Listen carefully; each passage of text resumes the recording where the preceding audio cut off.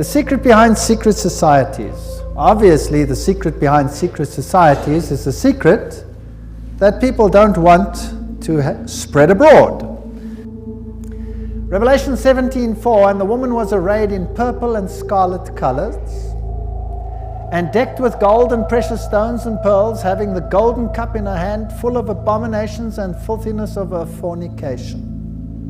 There's only one church in the whole world that uses a woman with a cup, and that is the Roman Church. And here is Città del Vaticano, using the woman with the golden cup, and she is called Fides on all their documents. Fides. Now, what does that mean? Fides. Well, let's go to a Masonic source, a very good Masonic source, written by Albert G. Mackey, the Manual of the Lodge. Albert Mackey was a 33-degree Freemason. It'll become clear as we go through the lectures what this means. And he says, the right hand has in all ages been deemed an emblem of fidelity, and our ancient brethren worship deity under the name of Fides, or fidelity, which was sometimes represented by two right hands joined, and sometimes by two human figures holding each other by the right hand. Numa was the first who erected the altar to Fides, under which the name, the goddess of oaths and honesty, was worshipped. So it means honesty and fidelity, but it is also an image of a female deity. Now, Revelation 17 verse 5 calls this institution the mother of prostitutes. In Revelation 18 verse 7, she says, I sit as queen, I am not a widow, and I will never mourn. So she might have lost some children during the Reformation, but she's going to get them back. I am, and there is none beside me. I will never be a widow or suffer loss of children. She's going to control the world in a spiritual sense. That's what this power says. Now, it's interesting that the Vatican has just recently, September 5, 2000, issued this encyclical, Dominus Iesus, where she says, other churches are no sisters of ours, the Vatican insists. It must always be clear that the one holy Catholic and Apostolic Universal Church is not the sister, but the mother of all the churches. Cardinal Ratzinger said that. He's the head of the Inquisition. They don't call themselves the Inquisition anymore. They call themselves the Congregation for Doctrine and Faith. But it's the same thing. It's even in the same building. Now, she is not the mother, she is not the sister, but the mother of all the churches. That means all the other churches are subject to her, right or wrong. That's what she says. Now in Revelation 13 verse 1 and 2, speaking about the same power, it says, and the dragon gave him his power and his seat and great authority. Now that's a very wow statement. The dragon gave him the power. In other words, this power comes from another source. Now, doesn't Catholicism preach Christianity? Yes, it does. Doesn't it preach Jesus Christ as the Savior of the world? Yes, it does. But it also preaches mediation through other mechanisms and through the church. Now, it is interesting that in secret societies there are always two doctrines. One for the initiated and one for the goyim, the uninitiated. And the Knights Templars had two doctrines. The one was the inside esoteric occult doctrine, and the other one was the exoteric, the one to the outside, and that was Catholicism. So the masses received a religion which the insiders turned on its head. Amongst occult insiders, Lucifer is the true Son of God. Jesus is a second son who was defeated by the first one who had been thrown out. So Lucifer is the true luminary, the victor in the battle, and will be the one who will be worshipped at the end of time. That is occult doctrine. That's always been the doctrine of the Kabbalah, the Kabbalist doctrine, and it has been the doctrine of Gnosticism. But of course, It's not what the Bible teaches, but then Catholicism doesn't teach what the Bible teaches either. Revelation 17, verses 12 to 14, talks about 10 horns you saw are 10 kings who have not yet received the kingdom, but who for 1 hour will receive authority as kings along with the beast. They have one purpose and will give their power and authority to the beast. And they will make war against the Lamb, but the Lamb will overcome them because he's Lord of lords and King of kings, and with him will be his called, chosen, and faithful followers. Now we're going to deal with the whole chapter of Revelation 17 at a later stage. But the kings of the world, here represented by these 10, will give their power to the system, just like in the Middle Ages, and enforce the doctrines on an entire world. Very interesting. This will be this beast from the bottomless pit. Now, Gary H. Carr, in his work En Route to Global Occupation, puts it this way. He says there were the ancient mystery religions which come from Babylon, and they were pantheistic, of course, which means God is in nature, God is in everything, which in effect makes us God then too. This was inculcated in Kabbalism, was taken over in the Christian era in what is called Gnosticism, and the Knights Templars were the inner secret core that had the ancient knowledge of the mystics. This was carried further through Rosicrucianism, Freemasonry, and the Illuminati, which, according to Gary Carr, controls Marxism, American European secret societies and political societies, international banking, and the World Council of Churches. Now that sounds very strange. Is the World Council of Churches controlled by Freemasonry? We'll have to look into that in some detail. Then, of course, you have the entire New Age movement, the Theosophical societies, the many cults, and all these things are all controlled by this mechanism to make null and void the doctrine of salvation in Christ alone. That will be the final battle. And in order to achieve this, this woman has concealed herself and has hid herself in a garb of Christianity. And people receive the Goyim doctrine and do not know what the inner core doctrine is.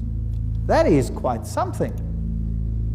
Well, if we look at 1 Chronicles 16 verse 26, for all the gods of the people are idols, but the Lord made the heavens, tells us that idolatry is quite something that's rife on the earth. And Nimrod, the Lord of heaven, Tammuz, the pagan Messiah, and Semiramis, the Queen of heaven, these find their origin in Babylon. And if you go through all the religions that were propagated in Lebanon, Phoenicia, Babylon, Assyria, Greece, Rome, Egypt, India, China, Mexico, Scandinavia, you have only this same picture under different names. Baal, Tammuz, Ashtoreth, El, Bacchus, Astarte, Belus, Tammuz, Rhea, Ishtar, Ninus, Hercules, Beltis, etc., etc. In Egypt, Ra, Osiris or Horus, Isis, Hathor, India, Vishnu, Krishna, Isi or Devaki, and so on and so on. Now, Romanism, the Roman Church, has taken this Trinity and made it Father, Mother, Child, which means that they must elevate the female to the point of deity, and we'll see how they did that and how they are doing that with the sanction of the Pope. So the true Trinity and the Roman Catholic Trinity are two different things. For the Goyim, it's Father, Son, and Holy Spirit. For the inner circle, it's Father, Mother, Child, which is none other than Baal, Tammuz, and Ashtoreth, if you want to take it back to those times. Jupiter is the god who is worshipped under Petrus, the rock.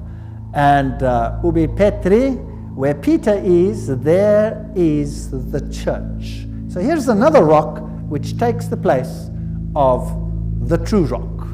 Christianity and the secret societies, we could just summarize it as follows. The old Babylonian religion gave rise to Kabbalism. Via the Essenes and others, Gnosticism came into existence, and Gnosticism was founded by Simon Magus. This comes from no other source than History Lamagi and by Eliphas Levi. Wow, that's a high Masonic source. So Gnosticism, founded by Simon Magus. Then this Gnosticism, with its secret doctrine, was eventually, over time, through many intermediary organizations, carried over to the Knights Templars.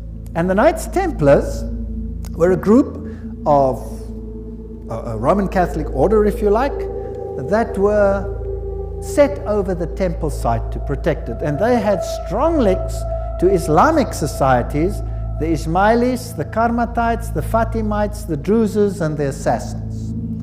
And these are very, very interesting, and we'll be dealing with them when we talk about the Islamic connection, what the secret societies actually teach. Just like the Templars had two doctrines, one for the Goyim, the uninitiated, and one for the insiders, and the two diametrically opposed to each other, so the secret societies of Islam do exactly the same thing. But that's another lecture. Now the Templars, they had their secret inner information inculcated in the Rosicrucians and the Jesuits. The Jesuits, again, formed and created Freemasonry. And Freemasonry was created as the Protestant arm of the Roman Catholic Church. Unbeknown to them, beguiled, fooled, if you like, into doing the work that Rome wanted them to do, so that Rome could sit in the background while Freemasonry did it for them. And then it wasn't them, it was them. And it was mainly Protestants that were doing it, and not Rome. Very clever. Very, very clever indeed. So now let's have a look at these Knights Templars. Here are some of the representations. This is Desmaloy, the founder of the, or not the founder, but the leader at the time of its dissolution of the Knights Templars. This is what their dress looked like, if you like, and that is one of their symbols. It is a symbol that is used by many churches today. Did you know that? Many charismatic churches use that symbol. That's fascinating. And Jehovah's Witnesses use that symbol as well. We'll come to that in another lecture. Now let's have a look at what Nestor Webster, Secret Societies and Subversive Movements, has to say about the Templars. We're not going to read it all, but you can always, if you get the video, stop the quote. In the year 1118, 19 years after the First Crusade ended with the defeat of the Muslims, the capture of Antioch and Jerusalem, these groups were founded that were eventually established as the Templars, and they presented them with a house near the site of the Temple of Solomon, hence their name, Knights Templars. And they became very famous and a very powerful order which controlled all the finances, the financial world. They were the banking elite of the world, if you like. And then in the year 1128, the order was sanctioned by the Council of Troyes and by the Pope. It was a Roman Catholic order within the church. Now, some years later, October 13, 1307, this order was officially brought to an end by the King of France because it had come to light what they were doing, so it was said. The King of France, Philippe le Bel, had the Templars arrested, and the date was Friday the 13th, October 1307, and since that day, Friday the 13th is a day of bad luck for the entire world. And the charges brought against them were: the ceremony of initiation into the order was accomplished by insults to the cross and the denial of Christ and gross obscenities. Gross obscenities. There were all kinds of things reminiscent of Sodom that had to take place there. The adoration of an idol, which was said to be the image of the true God, and that was Baphomet, this symbol over here of the androgenic male-female deity. The omission of the words of the consecration of the Mass, the right that the lay chiefs amongst themselves giving absolution, and authorization of unnatural vice. So they had to to curse the cross, trample upon Jesus, swear allegiance to Baphomet, and sanction this with unusual vice. That's a pretty serious crime in those days, so he was sentenced to death. But the order actually didn't disappear. The Pope was very reluctant to say that it was so. Masonic ritual includes references to the Knights Templars. For example, here, Secret Societies and Subnervous Movements says, several knights who had set forth the rescue of the holy places of Palestine from the Saracens formed an association under the name of Freemasons, thus indicating that their principal desire was the reconstruction of the Temple of Solomon. And you hear a lot about the reconstruction of the Temple of Solomon today, and the story of Israel and all those interesting things. Now let's go a little bit into some of the history. I'm taking you to this beautiful palace. Where do you think it is? It's in Jerusalem. And it's Notre Dame Vatican. And this is where the Pope has his representation in Jerusalem. It's a palace for a king. There's the Vatican flag flying outside. And there's even a whole lane where you have some interesting papal artifacts. Now in Jerusalem, I went to look up the site of the Knights. And here is the Knights Palace, the Latin Patriarchate. This is where the Knights Templars originally had a site, and the Knights of the Papacy now control this area. This is their symbol that they use. That is also the Knight's shield, which is used by many religions today. The Rema Church uses that symbol, for example. These are the eternal warriors. That is the symbol that they use. There they kiss the Pope or the Patriarch's ring. They are knighted just like knights, and they knight highly prominent bankers and individuals such as that. Inside this church, you have, of course, the statue of Jupiter as Peter. Notice that the foot is well kissed. And I didn't want to kiss the foot, so I just stood there. And it is a very important church because both Pope Paul VI and Pope John Paul II visited this church, which is, of course, highly symbolic, and there are the plaques. And the Latin Patriarch, the Knights Palace. If you go inside, there's this interesting altar. And as you look at the altar, you'll see certain figures over here. This one over here is very interesting. Let me get it a little bit closer. And what do you see? You see the double-headed eagle, which is also the symbol that is used in Freemasonry. So there it is on the altar of the Knights. And what is there on this side?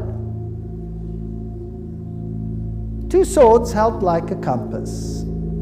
Fascinating. So there are many, many Masonic figures in here. The tail feathers and the feathers of the eagle, very reminiscent of what you have, for example, on the back of the dollar, and all those other interesting symbols of the circle with the triangle and the sun around it. And the inheritor of the Templar nuance are the Jesuits. Now the Jesuits, of course, are the ones who behind the scenes control many things. They were founded on the 15th of August, 1534 by Ignatius Loyola and were sanctioned by the Pope on the 27th of September, 1540. So they were created, as it were, to stand against the Reformation.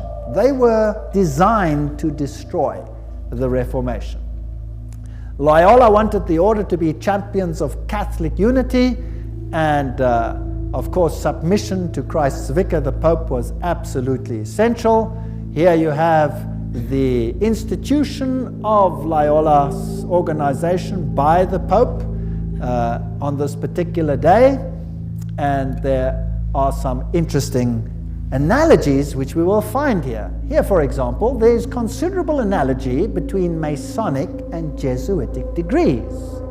And the Jesuits also tread down the shoe and bear the knee because Ignatius Loyola thus presented himself at Rome and asked for the confirmation of the order. Now, who existed first? Freemasons or the Jesuits? The Jesuits existed first, of course. They were to obey as a corps, there a cadaver. The reconstitutions repeat 500 times that one must see Christ in the person of the general, and even if God gave you a dog, you must obey him as though he were Jesus Christ himself. Loyola's statue in a Jesuit retreat, Loyola in vision, the Society of Jesus constituted in the Chapel Notre Dame, Notre-Dame, 1534, now the Chapel of the Sacred Heart in Paris. Many, many occult incrustations, and this is the famous Jesuit oath that each Jesuit makes when he becomes a Jesuit. That will tell us something about the character of the Jesuits. There it says, I, and he fills in his name, in the presence of God and all the saints and all these things, swear that His Holiness the Pope is Christ's vice-regent and is the true and only head of the Catholic Universal Church, etc. It also says here that this power was given by the Savior, Jesus Christ. He has power to dispose heretical kings, princes, states, commonwealths, governments, all being illegal without his sacred confirmation, and that they may safely be destroyed. So a Jesuit swears that if a government is not subject to Rome, it can be what? Destroyed.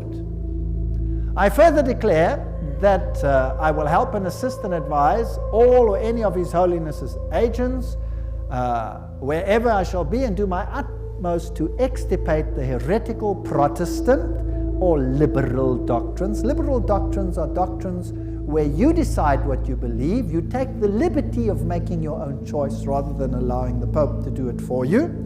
And that will be destroyed, and all their pretended powers.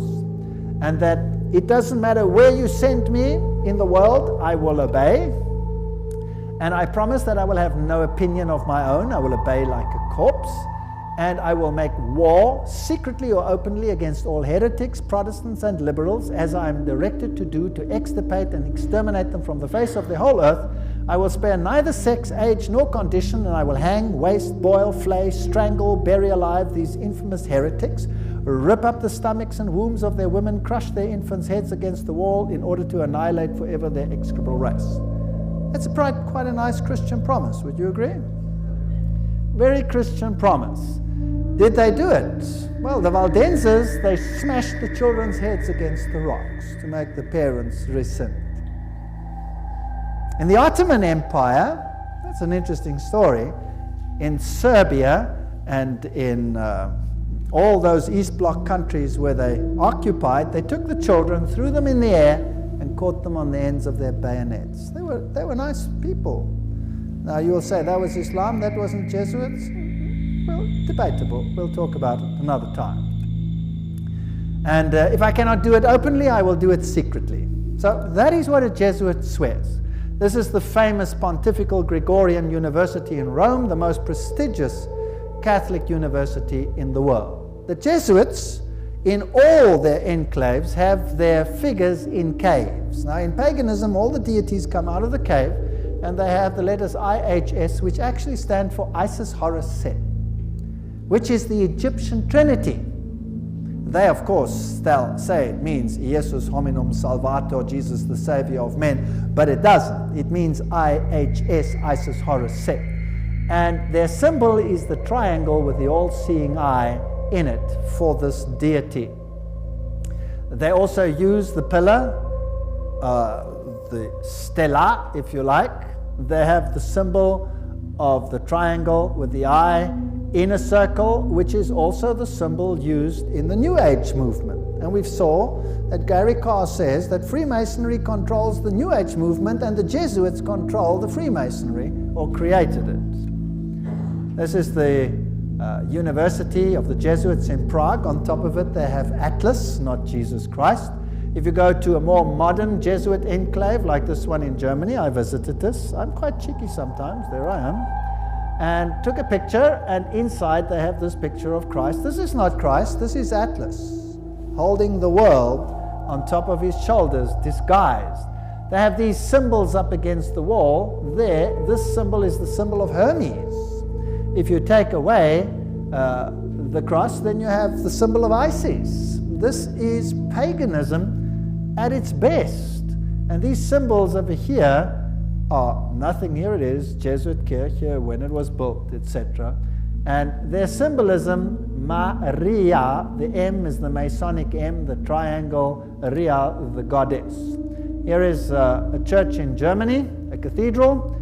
Inside you will see this circle with a cross in it, the crossed swords, symbol of all symbols used also in Freemasonry.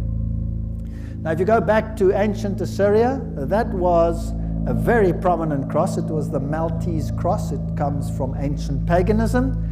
They have the symbols of the star over here, two stars one over the other, or two crosses one over the other.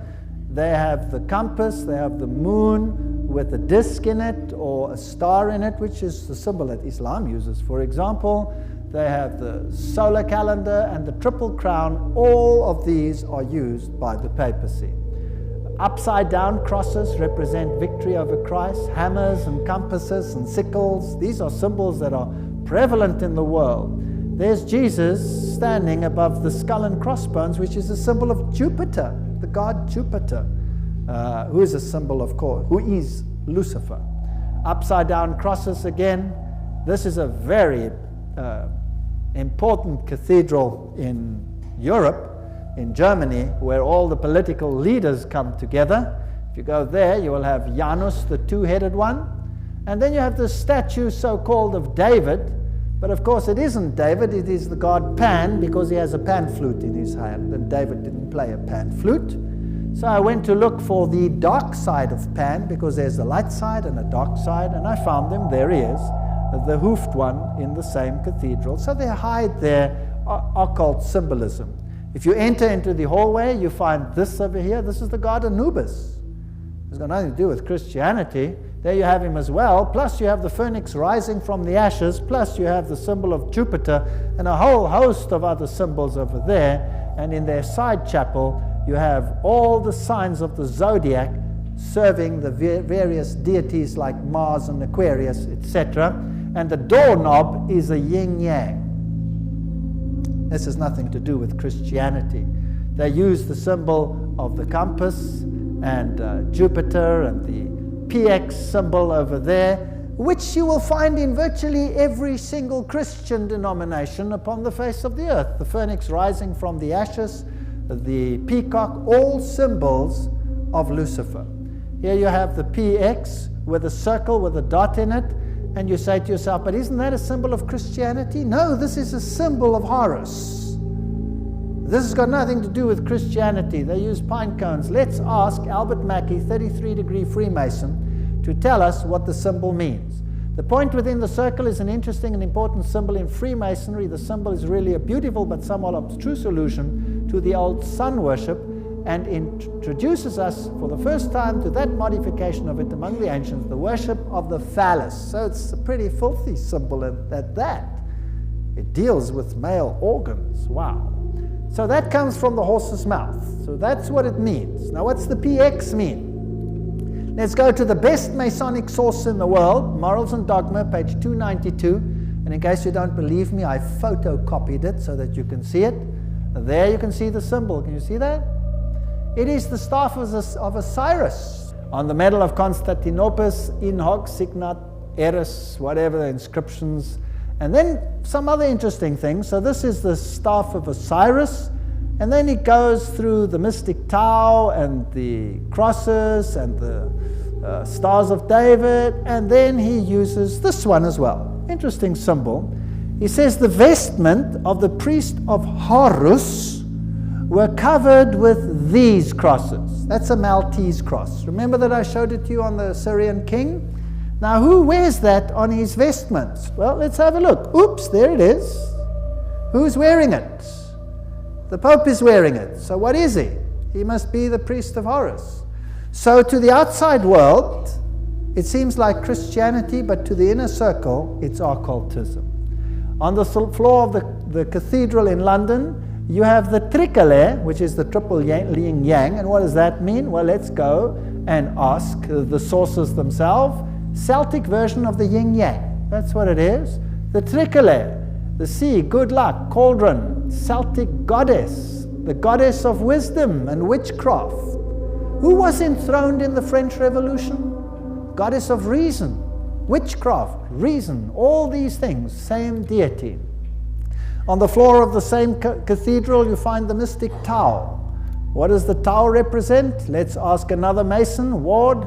He says it's the symbol of the male creative side of the deity, sign language of the mysteries. So again, it has a sexual connotation. What's it doing on the floor of a cathedral?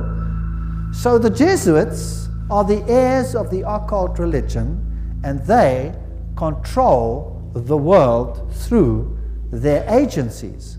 They stand in the background, create sub-organizations, and everybody thinks they are not active.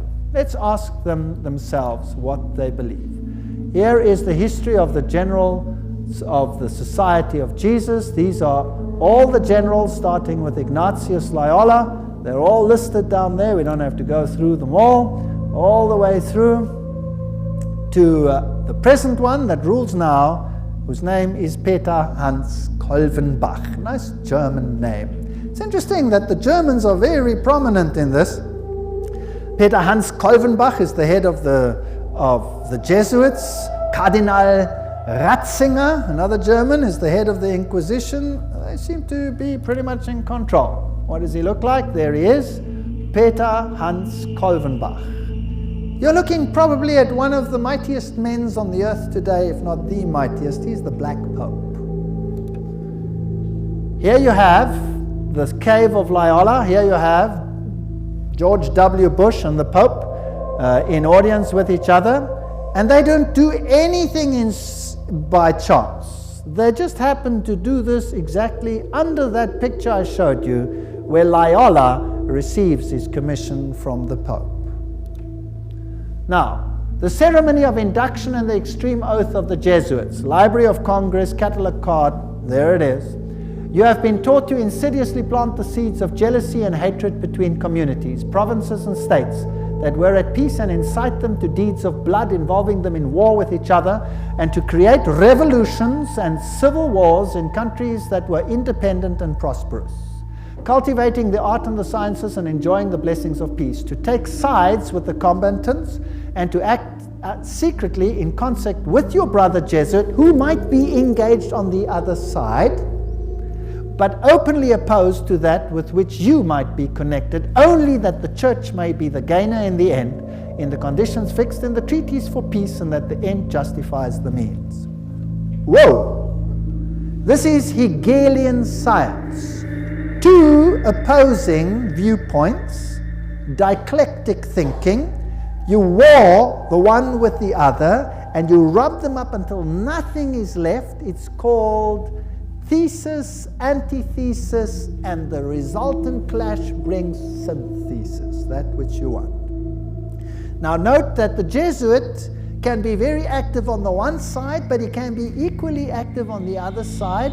So this is all a process whereby they wish to attain things. The 30-Year War. And what was that about? The aim and the object was that that war should in truth become a war of annihilation. Besides, was it possible for them to allow peace to be concluded with countries whose rebellious governments had issued a law ruling that no Jesuit should ever again dare to show his face? Do you know that the Jesuits were thrown out of virtually all countries, including Catholic ones, because they were so divisive? Catholic kings couldn't even take the Jesuits and threw them out. If a Catholic king dared to throw out a Jesuit, that country was destroyed, Catholic or not, and the Jesuits are back. You can take your bottom dollar for that. So, the frightful responsibility for this terrible 30 Years' War must rest upon the Emperor Ferdinand II and his teachers, rulers, and bosom friends, the sons of Loyola. Every single thing I'm saying is a quote. Popery, an enemy to civil religious liberty. In 1550, Pope Julius declared his claim to universal temporal political power, evidenced by a new coin he issued, its motto having read, "The nation and kingdom that will not serve me shall perish."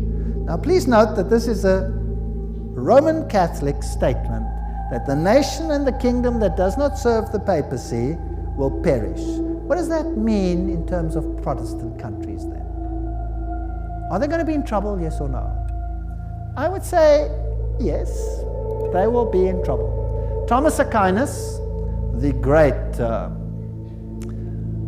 philosopher of the Roman Catholic Church, said, "The Pope by divine right has spiritual and temporal power as supreme king of the world. The Pope of Rome, as head of the papal government, claims absolute sovereignty and supremacy over all the governments of the earth." All the governments. All these quotes are highly potent quotes. There is nothing mediocre in these quotes, and they come from the highest sources. The right of deposing kings is inherent in the supreme sovereignty which the popes as vice-regent of Christ exercise over all Christian nations. Cardinal Henry Manning, 1892, he was Archbishop of Westminster. So, he is in control of all nations of the world. Now, it's interesting that the Bible tells us that these words were put on the Christ's cross at the crucifixion. Jesus of Nazareth, the King of the Jews. You read that in John 19:19. But the Roman Catholic crucifix has the words "INRI" written on it. Now, if you look it up in Webster's dictionary, it means Jesus Nazarenos Rex Iuderum.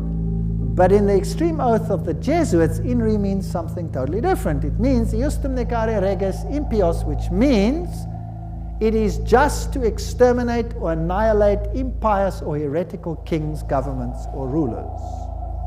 That's an interesting point. Now, another thing that they want to do is destroy Protestantism. We cherish at the bottom of our hearts this principle that whatever does not unite with us must be annihilated. And we hold ourselves ready to make, as soon as we shall have the means, an energetic application of these principles. Protestantism is already wearing out and sinking to decay. Yes, we are destined to insult its last agonies, to march over its broken skeleton and scattered bones. Oh, let us hasten this dissolution by our strong and united efforts. Then already, they wrote, Protestantism is becoming decomposed, and we are gaining men of note. This is extracts from The Secret Plan. Those are the worst of the Catholics, the Inquisitors, the Jesuits. They are simply the Romish army for the earthly sovereignty of the world in the future, with the Pontiff of Rome for emperor. Something like a universal serfdom with them as master is what is being planned. That's all they stand for. They don't even believe in God, perhaps, the brothers Karamazov. All these quotes. The general of the Jesuits insists on being master sovereign over sovereigns. Wherever the Jesuits are admitted, they will be master, cost what it may. The society is by nature dictatorial, and therefore it is the irreconcilable enemy of all constituted authority. 50 Years in the Church of Rome, written by Father Chenikin. Ignatius Loyola says himself, the power of the general will be so unlimited that should he deem it necessary for the honor of God, he shall even be able to send back, or in another direction, those who have come direct from the popes. So this is a powerful order. Friedrich von Hartenberg said, never before in the course of the world's history has such a society appeared. The old Roman Senate itself did not lay schemes for world domination with greater certainty of success. They want world dominion, with the Pope enthroned as the universal ruler. The Roman Catholic Lafayette said, it is my opinion that if the liberties of this country, the United States of America, are destroyed, it will be by the subtlety of the Roman Catholic Jesuit priests, for they are the most crafty, dangerous enemies to civil and religious liberty. They have instigated most of the wars of Europe. These are prominent people speaking. Morse, he's the founder of the Morse code, the inventor of the Morse code. He said, and who are these agents? They are for the most part Jesuits, an ecclesiastical order proverbial through the world for cunning, duplicity, and total want of moral principle, an order so skilled in all the arts of deception that even in Catholic countries, in Italy itself, it became intolerable and the people required its suppression. That's another prominent man. Archduke Maximal Francis said, They have so constantly mixed themselves up in the court and state intrigues that they must in justice be reproached with striving after universal dominion. And we could go on and on and on. This is a very interesting one. This is Michelangelo Tamburni, 1720. This is the Jesuit of the general of the Jesuits, the general speaking to the Duke of Brancas, and he said the following: "See, my lord, from this room I govern not only Paris but China. Not only China but the whole world without anyone knowing how 'tis managed." Interesting. This is what the Jesuits themselves had to say. The Pope's confessor has to be a Jesuit. And the Pope himself has to come to a Jesuit to confess. The Vatican Empire, everything I say is a quote. This here is Jean-Baptiste Janssen. He ruled from 1946 to 1964. And he looks like a charming gentleman, very cheerful. But nevertheless, you can see that this photograph was taken from the Saturday Evening Post, 1959, and this is what he is in command of. And now we will want to deal with these issues in the next session. He controls the following secret societies: the Sovereign Military Order of Malta, so he is in control of the Knights of Malta; the Scottish Rite Shrine of Freemasonry; the Order of the Illuminati; the Knights of Columbus; the Knights of the Ku Klux Klan; B'nai B'rith, the Nation of Islam and its private army called the Fruit of Islam; the Mafia Commission, Opus Dei, along with a host of lesser brotherhoods. So each one of those secret societies is controlled by the Jesuits. Persecution of the Catholic Church in Germany has been directed only against those elements which did not entirely submit to the ever-increasing centralization of authority in church and state. So sometimes it looks as if even the Catholics are suffering, but only those Catholic groups that are not totally submissive to this system will be subjugated. Some Catholic orders were actually opposed to the Jesuits. They were killed, they were wiped out. In the French Revolution, the Dominicans had taken over the Inquisition from the Jesuits. They were zapped. And the Jesuits took it back. Its objective was, and is still, to destroy the effects of the Reformation and to re-establish the Holy Roman Empire of the German nation. A greater Germany, in other words, must be made again the center of a revived Holy Roman Empire. Leo H. Lehman, 1942, an American historian, said that. Isn't it fascinating that the Russian president, or a Russian president, let me put it that way, and many political leaders have given the assurance that Germany will once again play a greater role in the new Europe today. Isn't it also fascinating that it was a Jesuit priest, Father Stempfler, and not Hitler, who wrote Mein Kampf? In fact, you can read it on Mein Kampf itself. Now, the SS used this symbol of the skull and crossbones. What was that a symbol of? Do you remember? It was the symbol of Jupiter, the god Jupiter, the god of death. It's also the symbol of Osiris, who was the god of death. Anubis is just another form of Osiris. He is the god of death. He's the god of the dead. But Jesus says, I am the God of the living. I am not the God of the dead. I'd rather serve the God of the living. The SS was organized by Himmler according to Jesuit order principles.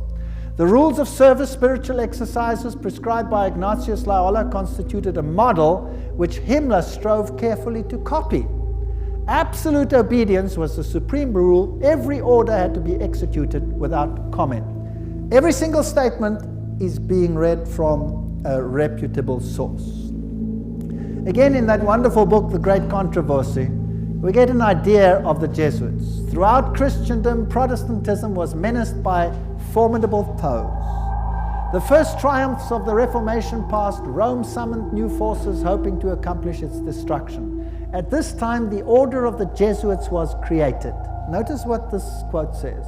The most cruel, unscrupulous, and powerful of all the champions of popery, cut off from every earthly tie and human interest, dead to the claims of natural affection, reason, and conscience, wholly silenced. They knew no rule, no tie, but that to their order, and no duty but to extend its power.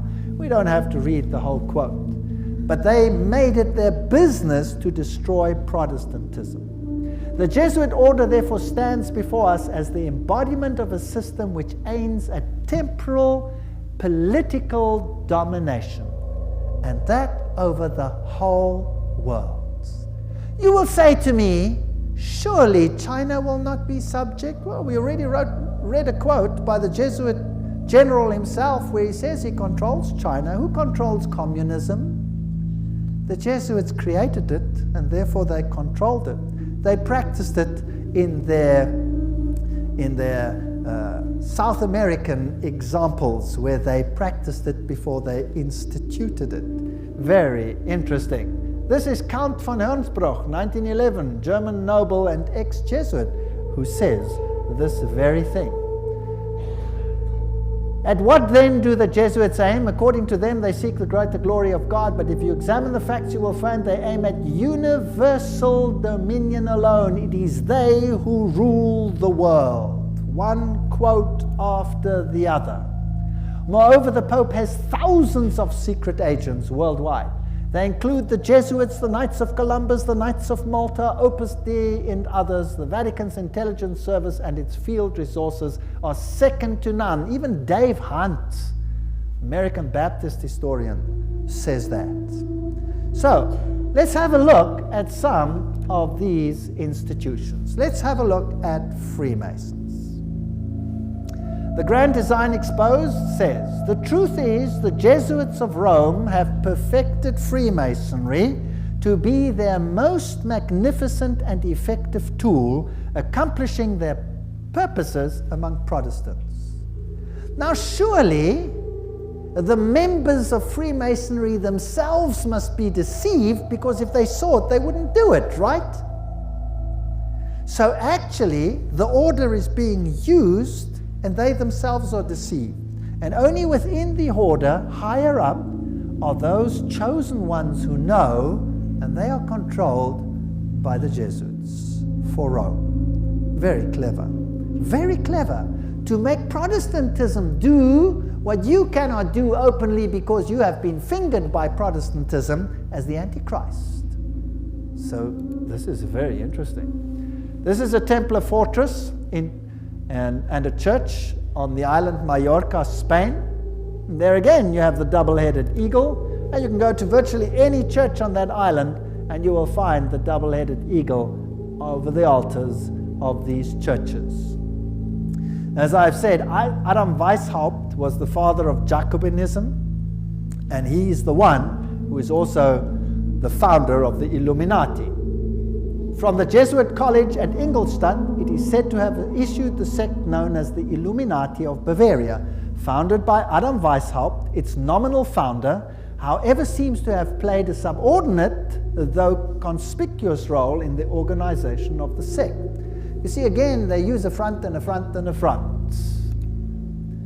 Now, here are two Jesuit generals. This one over here is General Ricky, and this is General Ledochowski. And very interesting, this one over here, 1773 to 1814, he ruled during the order's suppression. Now notice this, the Vatican itself suppressed the Jesuits between 1773 and 1814. What happened to the Vatican in that time? There was a mortal wound, and the Pope was taken into exile and he died. Isn't that correct? So who gave the mortal wound to the papacy?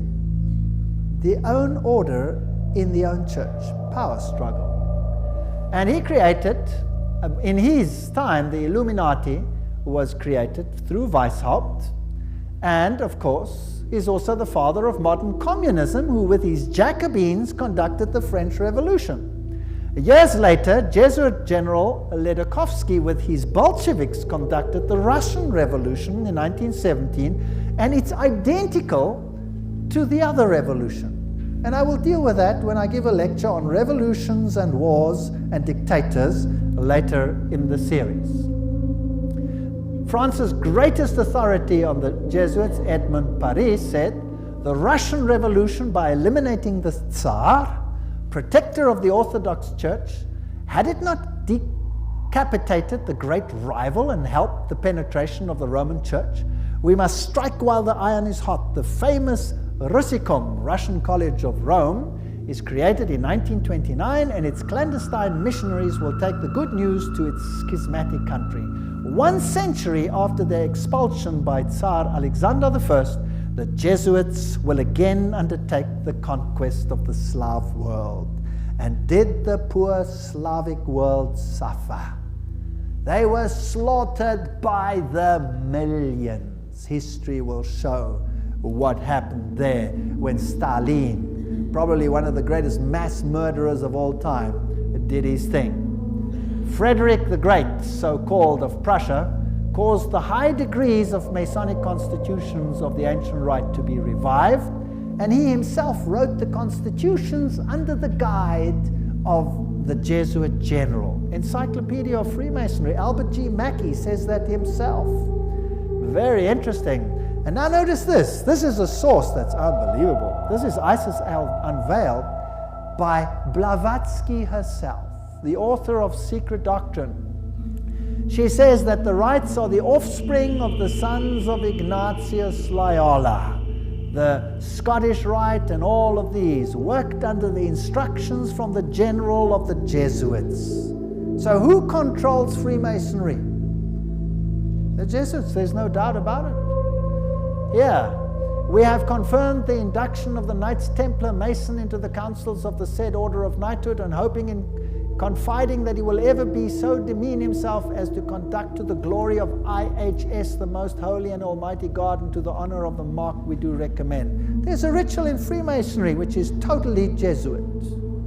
So the Jesuits control Freemasonry. Here's a Freemason temple, if you like. It's in Oklahoma. There is IHS. This is a Freemason temple. It's a lodge. There is IHS in it.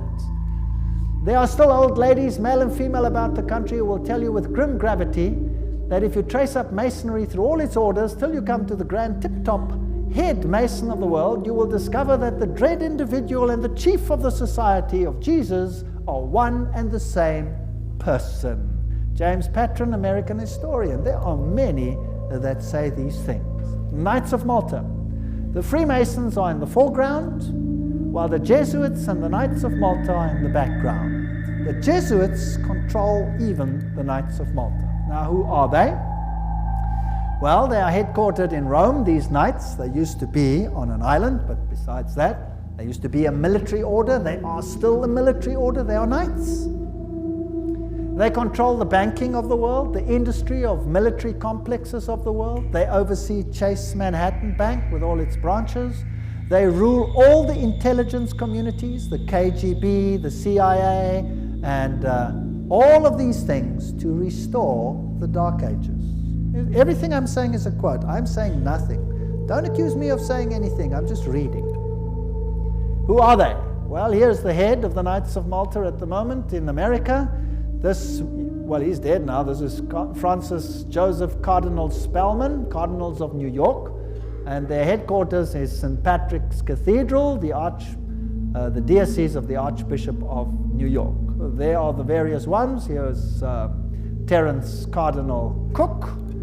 Then was Cardinal O'Connor, and currently Cardinal Archbishop of New York, Edward M. Egan. Now let's have a look who the members of the Knights of Malta are. That should be interesting. Some past, some present. General Alavena, George Anderson, Angleton, Azru Berti, Bobs, Bonaparte. Does that name ring a bell? Borges, Bradley, Brady, Pat Buchanan. Does that name ring a bell? James Buckley, Prescott Bush, does that ring a bell? Frank Capra, William Casey, does that ring a bell? CIA, Cisnero, Cooks, Coughlin, Loach, Giscard d'Estaing, does that ring a bell? President of France, Bill Donovan, Alan Dulles, Avery Dulles, Edward Egan, that's of course the Cardinal himself, Franz Egon, John Farrell, Flanagan, Flynn, Gelly, Galen, Gorman, Grace, General Alexander Haig, does that ring a bell? Otto von Habsburg, wow. Conrad Hilton, Heinrich Himmler, he was Knights of Malta. J. Edgar Hoover, FBI, CIA fame. Joseph Kennedy, Ted Kennedy, Larkin, Lehman, Lorenzo Luce, Henry Luce, founder of all the great magazines and Time magazine and all of them. Great publishing magnate, MacDonald, Manhattan, you name them, all of them. O'Neill, Otis, Franz von Papen, the legate who worked with Adolf Hitler, Perón, Rocco. The list goes on and on and on. Frank Shakespeare, Martin Shea, even Frank Sinatra was a Knight of Malta, for interest's sake. So there are prominent men who are Knights of Malta. Now what about the Knights of Columbus? The founder of the Knights of Columbus, his father Michael McGivney, he lived a very short time, then he died. He was very young, he died at the age of 38. There is their emblem, and this is their official home webpage. You can just take it straight off, and you can see something fascinating. What is that? Hello?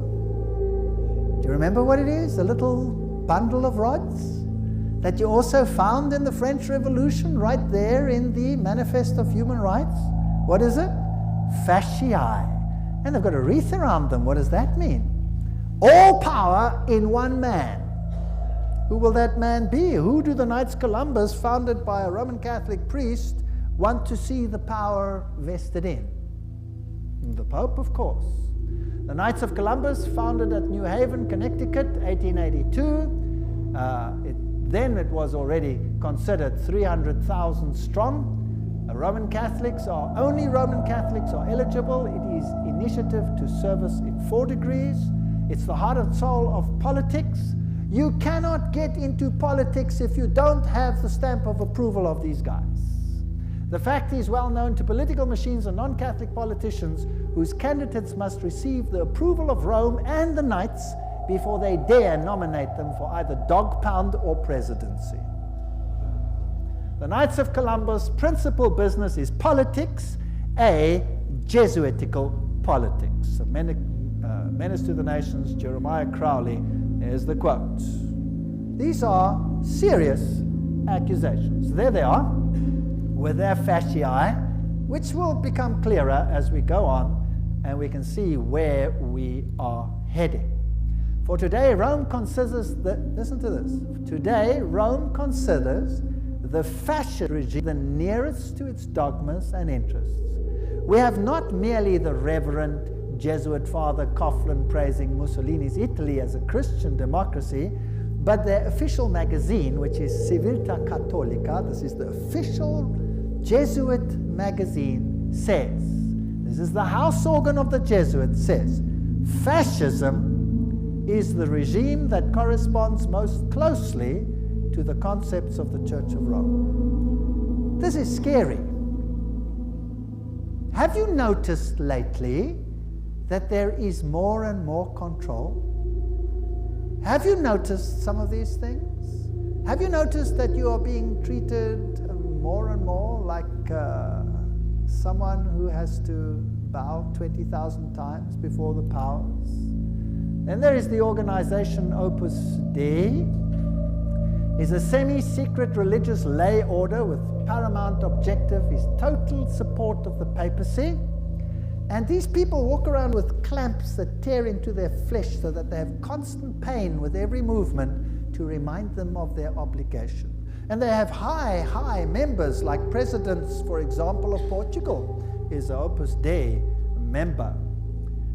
Then we have the Skull and Bones organization. Who are they? Well, they have this interesting skull and bones. What does it represent? You know that by now.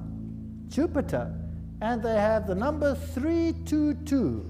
If you look up Genesis chapter 3, verse 22, you will find, now man has become as like one of us, knowing good and evil, raising man to the level of deity. This is Yale University, the place where they are. Now let's consult one of the greatest authorities on skull and bones. That is Anthony Sutton. Let's ask him where he is. Educated at the Universities of London, Göttingen, California, former research fellow at the Hoover Institute, Stanford University, as well as economics professor of California State University. He had the guts to speak out and write a book, and it cost him dearly. But nevertheless, let's quote him. There is the book, Anthony Sutton, America's Secret Establishment, an Introduction to the Order of Skull and Bones. So that I don't say it, let's quote it. Skull and Bones, it's over, it's Bush. Bush won the election. Let's watch this video. Yale University, the scions of America's first families confess their sexual exploits from a gruesome coffin. In a smoke-filled room, a handful of power brokers manipulate the global economy. These are the purported activities of some of America's secret societies, groups with names like Bilderberg, Skull and Bones, and the Trilateral Commission. The Skull and Bones Society is founded in 1832 by 15 seniors at Yale University in New Haven, Connecticut. They establish a secret society with rules and rituals that remain unchanged to this day. The Skull and Bones initiation ceremony is said to be held in April in the tomb's basement. One distinguished member serves as master of ceremonies. Once enrobed, he is known as Uncle Toby. The shortest senior is appointed Little Devil and dons a satanic costume. A bonesman with a deep voice is dressed as Don Quixote. Another is dressed as the college's founder, Elihu Yale. Still another is given papal vestments. It would all be funny if it weren't for the fact that among the former bonesmen are 3 presidents: William Howard Taft, George Bush, George W. Bush, numerous senators and ambassadors, industrialists like William Whitney, CIA agents, State Department officials, and publishing magnate Henry Luce.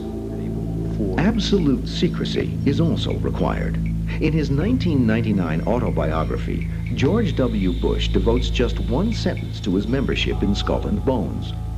Quote, "My senior year, I joined Skull and Bones, a secret society so secret, I can't say anything more." The secrecy, according to some researchers, is there to protect the fact that Skull and Bones funnels its initiates into positions of power and influence. The best-known bonesman is ex-President George Bush, who, according to tradition, is supposed to avoid admitting he's a member. Mr. President, are you a member of Skull and Bones? Leave the room. American Journal got a similar response when we recently asked George Bush Jr., the governor of Texas, about his membership. Does it still exist? I mean, the thing is so secret, I'm not even sure it still exists. Okay, so you'll see that George W. Bush is a member. They lie in a coffin.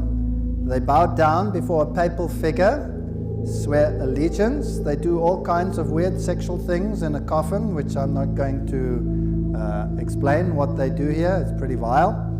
And these are the presidents of the most powerful countries in the world, and they belong to secret societies such as this. The order, what it is and how it began, those on the inside know it as the order. Others have known it for more than 150 years as Chapter 322 of a German secret society. That is very important.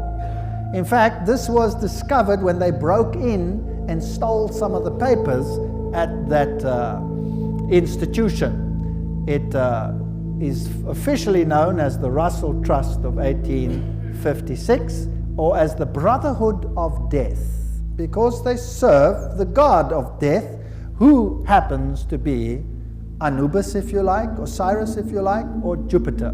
The American chapter of the German order was founded in 1833 at Yale University by General William Huntington Russell. and Taft, the only man to be both President and Chief Justice of the United States. Interesting. Now the German order, what does this actually mean?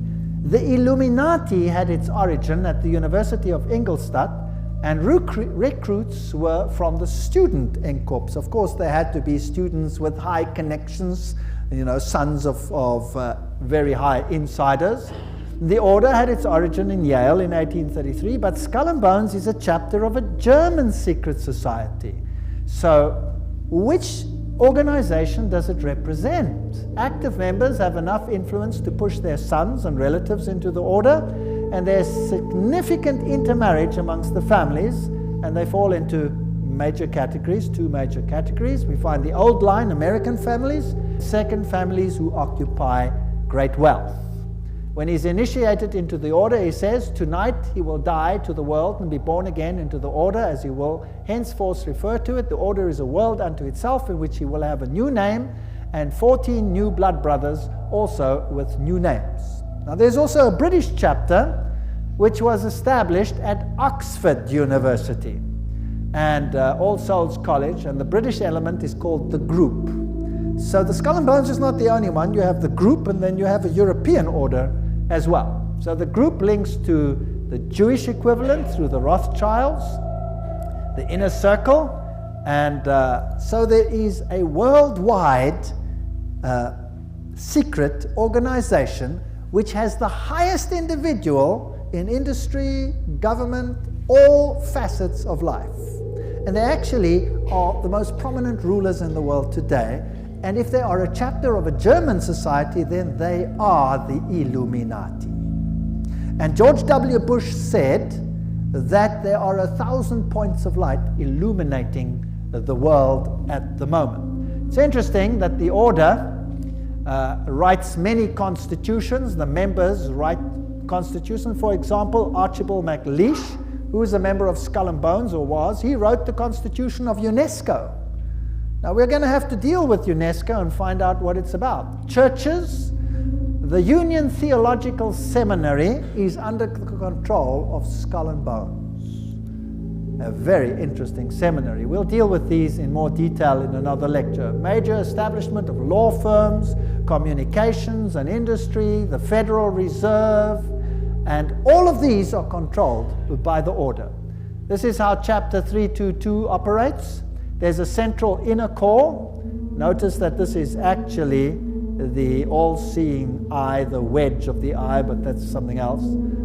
There's an inner core, there's an inner circle, there's an outer circle, there's an Atlantic Circle, the Bohemian Club, notice there, Bohemian Club, part of Skull and Bones. Pilgrim Society, Penumbra Order, Chapter 322 of the Order, the Trilateral Commission. That's how it's put together. You could basically put it this way: Council of Foreign Relations, United Nations, Bilderbergs, Club of Rome, Royal Institute of International Affairs, and the Trilateral Commission, with the Illuminati controlling everything on the inside, forming basically the Round Table. Now you saw that the Bohemian Club is part and parcel of the issue. Now what is this Bohemian Club? Well, here's the Bohemian Grove. The August 2, 1982 edition of Newsweek reported, this is just another quote, the world's most prestigious summer camp, the Bohemian Grove, is now in session 75 miles north of San Francisco. It's in a forest. It's a fortress. But strangely, even fortresses can be breached, and one enterprising journalist managed to sneak in. The fiercely guarded 2,000 acre retreat is the country's extension of San Francisco's all-male, ultra-exclusive Bohemian Club, to which every Republican president since Herbert Hoover have belonged. This is just a quote. This is the Bohemian Grove ceremony, which was photographed or videotaped, very darkly, of course, very secretly, by one journalist, which caused a major furor. Now you can see very little in this light, so I'll explain to you what's happening there. In this forest, the men appear naked. Naked. They have to walk around naked. In fact, some members have left the society because they're tired of walking around naked. Now imagine every president of the United States has been a member of the Bohemian Grove. And, just imagine. The priests are dressed in vestments, papal vestments, and they pay homage to an owl because the owl sees in darkness. It has illumination. There are other rituals which I do not want to talk about that happen between all these naked men. And if you read your Bibles, you will find that those who worshipped in the groves were called the perverted ones. There's the papal vestment. In his leafy temple, let all within the grove be reverent before him. Lift up your heads, O ye trees, and be ye lifted up, ye everlasting spires. For behold, here is Bohemia's shrine, and holy are the pillars of this house. There's the owl. For beauty is eternal, and we vow to beauty everlasting.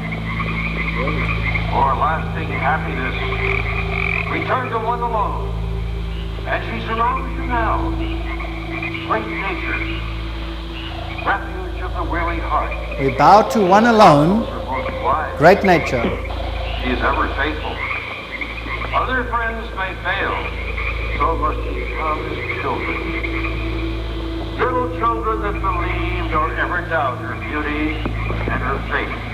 Bohemians and priests, our funeral pyre awaits the corpse of care. Prince of all mortal wisdom, Owl of Bohemia, we beseech thee, grant us thy counsel. Owl of Bohemia, grant us thy counsel.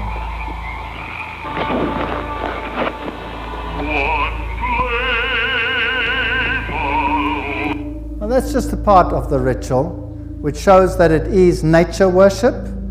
It is condemned in the Bible, and yet who are the members? Let's continue. This is an article in Mother Jones, August 1981, volume 6, page 28, and reports who the prominent members were.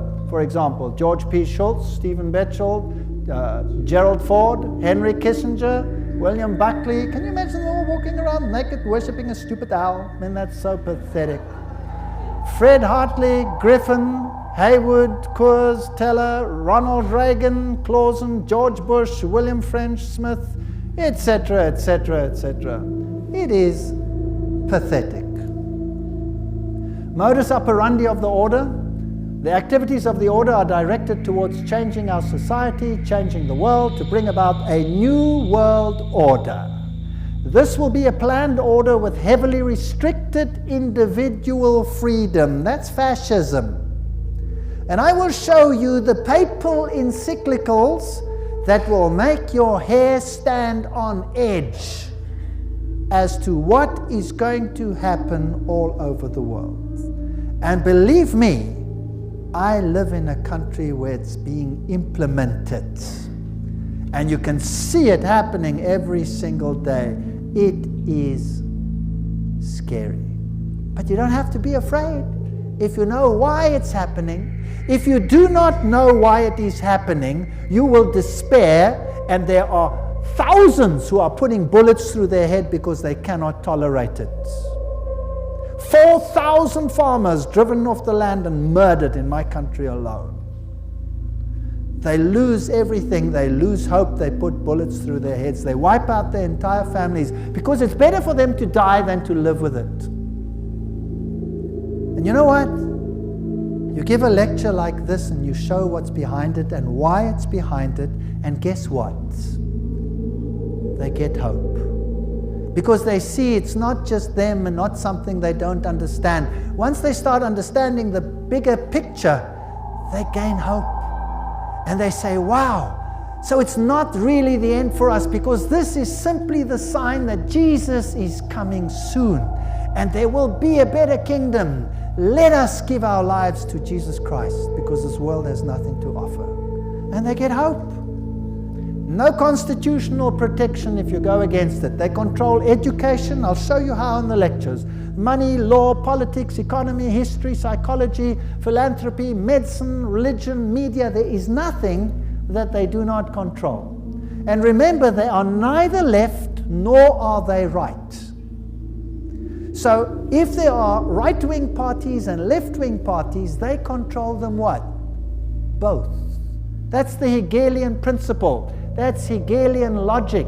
Remember that both Marx and Hitler, the extremes of left and right, presented as textbook enemies, evolved out of the same philosophical system, Hegelianism, that brings screams of intellectual anguish from Marxists and Nazis. Remember that the Jesuits were told that they must serve on this side and the other side. Remember that? And create conflict between the sides. This conflict of opposites is essential to bring about the change that they want. Today, this process can be identified in the literature of the Trilateral Commission, for example, where change is promoted under conflict management. Have you heard that name before? Right, conflict is essential. The state is absolute. So the state must have total control. That means the people must relinquish their rights to the state. Do you see that happening in the United States at the moment? Absolutely. So the state requires complete obedience. An individual does not exist for himself in these so-called organic systems, but only to perform a role in the operation of the state. That's exactly what it was like under Nazism. Here's Hegel. The two, Hegel and Kant, are the philosophers behind the system. I was stunned. I was in Europe 4 weeks ago, in Germany, and the leaders, the presidents of Germany, went down and put down wreaths in front of these people's graves and said, their philosophy has made the new Europe possible. They honored them. What a terrible, I would almost say satanic, well, why not just say it, philosophy. The Illuminati principle that the end justifies the means is also the principle of the group and the order, which is skull and bones. That means you can do anything, no matter how dastardly, as long as you achieve your aim. There's an outer circle, an inner core, all of these. Council of Foreign Relations is the outer circle, Trilateral Commission, all of those. Trilateral Commission was founded by David Rockefeller, comprises 200 members worldwide. The Bundy operation, activism towards a new world global order. George W. Bush, who was a member of Skull and Bones, remember, says that it's a big idea, a new world order where diverse nations are drawn together in a common cause. Only the United States has both the moral standing and the means to back it up. So, do you think they're trying to get all the countries of the world to come into this system, yes or no? Do you think it's possible that they are giving their power to a woman who rides them? Does it look like it? Who controls them? The Jesuits. And who do the Jesuits say all power must be under? The Pope. Isn't that correct? All right, so who do you think would clamor for a new world order more than anyone else? Maybe the Pope. Wouldn't that be interesting? Well, here he is. New international order urged for the sake of peace. When? January 3, 2004. His whole New Year's speech was dedicated to asking for the implementation of the New World Order. Vatican City, January 1, 2004. John Paul II started the new year by insisting that peace is possible and thus a duty, and he called for a new international order. CNN, what did that have to say? Pope calls for a new world order. Thursday, January 1, 2004.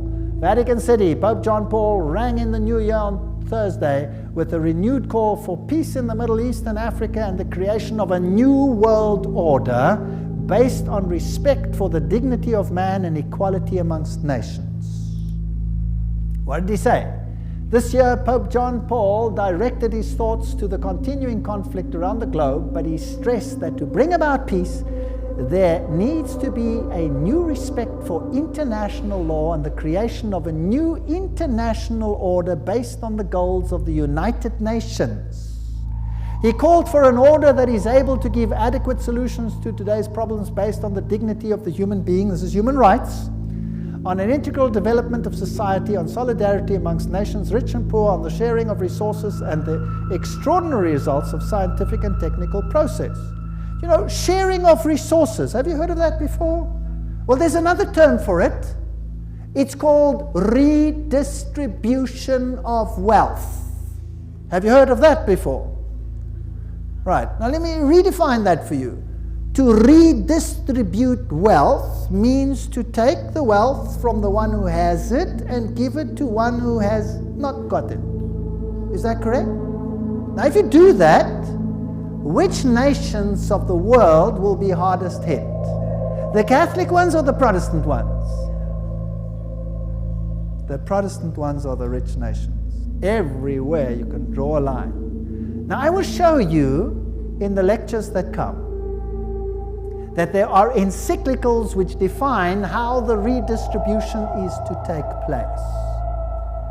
And how it is happening and how the encyclical says it should take place is what I can see happening in my country without the government lifting a finger against it. It is defined by need, as we will see. Now, there's another word for taking from one who has and distributing it to someone who does not have. It's called theft. Stealing. Thou shalt not steal, says the Bible. The Pope in Rome says, thou shalt steal. He does. Literally, I'll show you his encyclical. You will be stunned. This New World Order is going to be an exciting place. I don't want much part of it. Fortunately, my God says, my kingdom is not of this world.